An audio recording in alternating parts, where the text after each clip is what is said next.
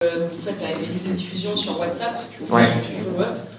On a voulu le faire et on se heurte au problème que les listes de diffusion, en fait, les personnes reçoivent quand tu les as Tu es en contact. ajoutées en contact. Nous, les sales, quand ils sont en call avec une personne, à la fin du call, dans tous les cas, je vais t'envoyer des ressources de valeur, ajoute-moi sur WhatsApp. Et on a une bibliothèque de 30, 40 ressources qu'on envoie effectivement aux prospects pour les aider. En fait, on s'est dit, on aimerait qu'ils nous ajoutent en contact. Il faut qu'ils aient une raison de le faire, une bonne, pas un truc un peu fallacieux. Ok, qu'est-ce qui leur donnerait vraiment envie d'être en contact avec nous sur WhatsApp? Qu'on ait plein de valeurs à leur donner qu'ils ne peuvent pas trouver ailleurs. Ok, on va créer cette valeur. Et l'objection qu'on entend tout le temps quand on parle du business, c'est je ne vais pas les harceler, j'ai déjà envoyé un mail aujourd'hui, j'imagine que toi tu t'en fous. Alors, ça va être un des derniers points, c'est le faire avec légèreté et humour. Globalement, moi, s'ils ne me bloquent pas, qu'ils ne m'insultent pas ou qu'ils ne me demandent pas expressément d'arrêter de leur écrire, moi je continue.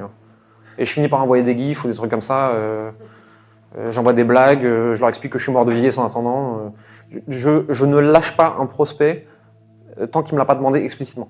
Les ressources que tu envoies, c'est des ressources où tu es déjà dans une action de livraison ou tu es encore dans de l'éveil?